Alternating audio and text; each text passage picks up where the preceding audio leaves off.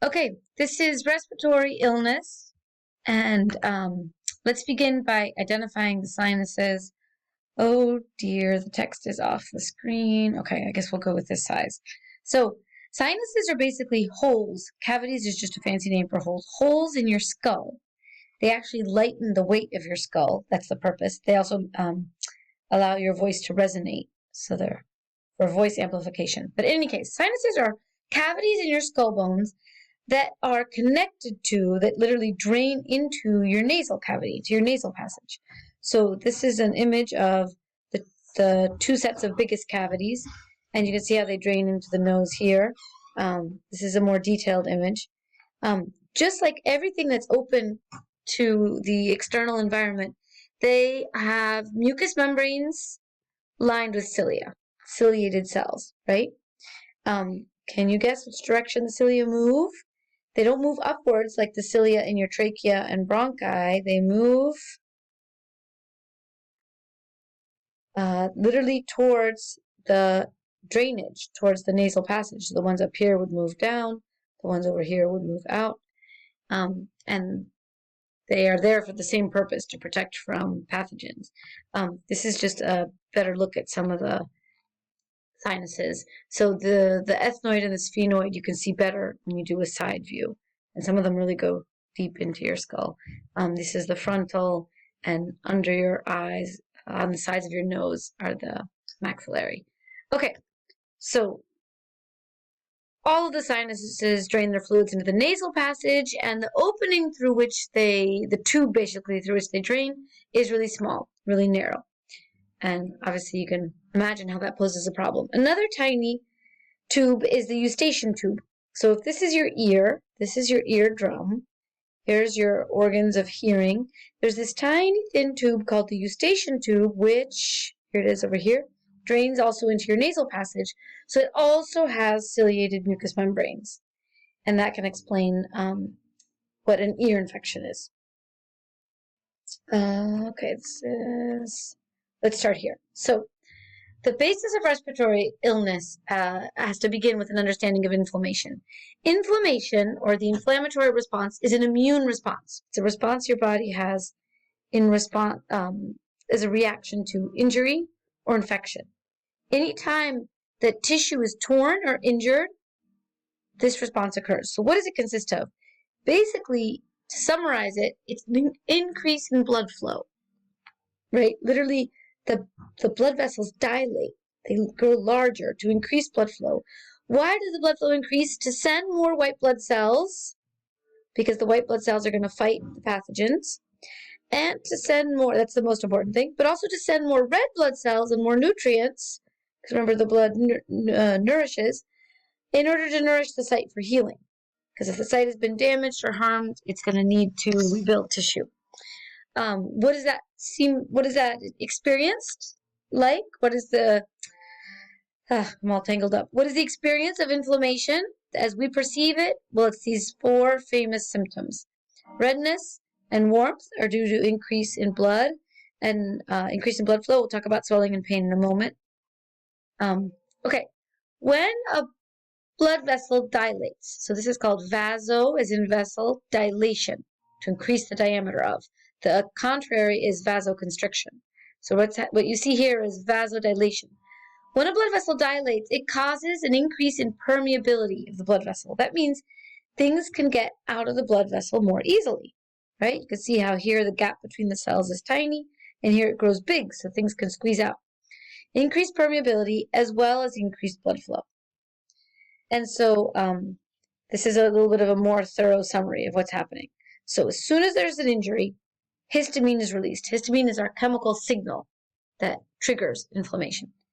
The tiniest blood vessels, called capillaries, they dilate, which increases blood flow, increases in white blood cells. They're literally chemically called to the area. Increase in blood vessel permeability. Increase in blood flow causes the redness and the warmth. Then the blood vessel permeability means that white blood cells can squeeze through the openings and enter the harmed or infected area, so they can squeeze out of the blood vessel. But also lots of fluid leaves the blood. just the liquid part of blood. And that causes swelling and therefore pain. Okay, don't need to worry about this. Here we go. All respiratory illness, if you just understand this, super simple, but you'll understand a lot about respiratory illness. All respiratory illness involves inflammation of the mucous membranes. So the mucous membranes have increased blood flow, they get red, they get swollen, they get tender or painful. Increase in mucus production. Why are inflamed and therefore swollen membranes and thick mucus especially problematic in the respiratory system? Because it happens to other systems, right?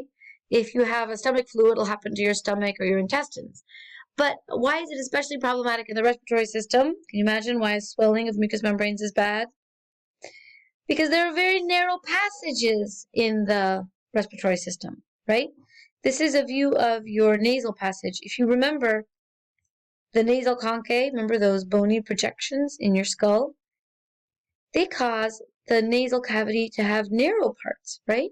And if the tissues on each side swells, you can imagine that narrow part gets pretty easily blocked off. And then think how much worse it is with sinuses, how their drainage tube is really small. And if that tissue swells, it even more easily gets clogged up or blocked up. Okay, so that's not good for drainage. I don't know why I have that picture. All right. Another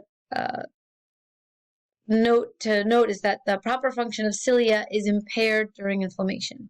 So inflammation messes up the correct functioning of cilia. So they're not able to move things, to move mucus to the right place. So that prevents getting rid of mucus also. This is important. Notice that every time you hear the word itis, such as a sinusitis, a bronchitis, it indicates there's an inflammation of that area. So sinusitis is an inflammation of the sinus. Bronchitis is an inflammation of the bronchi. Conjunctivitis is an inflammation of the conjunctiva. That's the lining of your eyes. That's when you get like pink eye or something. And this can happen for lots of reasons. It happens when there's infections, but it can also happen for something smaller, irritations, allergies, and so on. Which I think you experience that. You experience things getting inflamed and irritated, even if there's no serious infection. Infection indicates that some pathogen has invaded and is proliferating. Proliferating means it's multiplying, and the numbers of that bacteria or that virus are growing dramatically. And that's why it's really bad news. And obviously it's causing harm to the tissues. Okay, rhinitis is just a fancy name for a cold. And what does it involve? That the mucous membranes of your nose grow inflamed. And this is an important thing to note. Most people have the sense that when they're stuffed up, it's really all about the quantity of mucus or the thickness of mucus. And even though it's true, there is increased mucus production, and the mucus coming from an infection is thicker and yuckier and so on. Really, a huge part of the problem is just that your mucous membranes are swollen. So I said a swollen nose, but by that I mean a nose with swollen mucous membranes. And that narrows all the passages. So it makes it very, very easy to get stuffed up. And so I'm going to just skip ahead to this. As a result, drinking a lot helps to dilute your mucus, to drain better. And let me skip down to here. Steam and warm fluids like hot tea and steam help congestion tremendously because they bring down inflammation as well as kind of liquefying, diluting your mucus. So this is just kind of common sense conclusions of what you're learning about respiratory illness. It applies to all respiratory illness. It's a really simple, common sense thing that hot tea is the first thing you want to do to respond to congestion. Okay, let's go back to where we were. Okay, so that's the swelling of the mucous membranes. Notice that nasal conchae, they're really useful in the sense that they provide surface area to keep the airways healthy, right? Remember, they warm and moisten and filter the air that's coming in. But when you're ill, they're really quite a nuisance because they make the nasal passages more narrow. And so when they're swollen, they aggravate congestion. Okay, This is a cool thing. You've probably heard about this. Post-nasal drip. Sounds kind of strange. And what it refers to is the fact that when there's an increased mucus production, let me just remind you, mucus is continuously being produced by all mucous membranes. Everywhere in your trachea and bronchi, everywhere in your nose and sinuses, it's being sent by the cilia to your pharynx to be swallowed. When things are swallowed, where do they go? Down the esophagus to the stomach, because the stomach acid will kill them. Will kill the pathogens, that is. When instead there's enough mucus that you're not able to swallow it all because it's more liquid and it's dripping, because it's just continuously being made and you're not able to consciously swallow it at every moment, then some of it will drip down your trachea. And where will it go? To your lungs. And so postnasal drip is the reason that many colds often become coughs. That if a cold does not heal well, it will become a cough. Remember that when you swallow deliberately, this is your epiglottis here. Remember that flap of tissue? It folds down and it covers your trachea, it protects it, so that whatever you're swallowing goes down your esophagus. And that's good. For your yucky mucus to go down your esophagus is great, because your stomach can deal with your yucky mucus and with all the pathogens. But instead, if things drip down into the trachea without being deliberately swallowed, they can go to your lungs where they cause trouble. So that is postnasal drip. I don't know why I have these pictures here. Oh, this is a picture of sinusitis, which can easily become sinus infection. So you can understand how those drainage tubes quickly get clogged up and lead to one of these things. Bronchitis is simply inflammation of the bronchi. So here's the normal, healthy bronchi, and when it gets inflamed, the mucous membranes swell, and there's increased mucus production. And that's why breathing becomes more difficult. You need to cough that stuff up. Here's an even more dramatic picture of it. Another picture of bronchitis, same thing. I'm always indecisive about which pictures are best. Okay, this is worth reading through. It's kind of the common sense conclusions of things we're talking about. Also, it's kind of interesting to note cilia are function less successfully in the cold, there's several reasons why cold weather brings about more respiratory illness, but that's one of them, because your cilia just get kind of in slow motion and they don't get rid of the mucus and the pathogens as successfully. Okay. This is this you don't have to know. I just think it's kind of interesting. Many respiratory illnesses begin as viral infections, so antibiotics will not help them. But if they go untreated for a long time, it's kind of an invitation for bacteria to come and proliferate, and so they become bacterial infection. You don't need to worry about this. These are just responses to questions people have. Okay, 2 last points.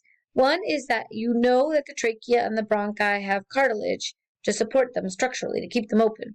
But when you get into the smaller and smaller bronchioles, when you keep branching off, you get to really tiny bronchioles, there's no more cartilage and there is smooth muscle. And the smooth muscle is there because it can constrict the airway when you're breathing in bad air, polluted air with some kind of nasty stuff in it. Your airways will constrict to protect your lungs. But unfortunately, asthma is all about that bronchial smooth muscle having a spasm. The bronchoconstriction is what asthma is. It's a spasm of that muscle, and it tightens. And the medicines you take are called bronchodilators. The medicines in response to asthma. So this is a picture of asthma, and it looks a lot like the pictures of bronchitis, but the difference is, do you notice these are the smooth muscles? And see how it's ridged? Because the smooth muscles have excessively constricted, and so it makes it even hard to breathe with small airways. One last comment. These are the medications that respond to asthma. You don't need to know them. And this is what happens in pneumonia. And the only difference here is that when the fluids leak out of the dilated blood vessels, the more permeable blood vessels, some of the fluids can leak into the alveoli, and they block off air entering the alveoli. So this dark stuff is supposed to be liquid or fluid filling up the alveoli, and that's why pneumonia is so serious, is because fluids fill up your alveoli and you can't really breathe. You can breathe the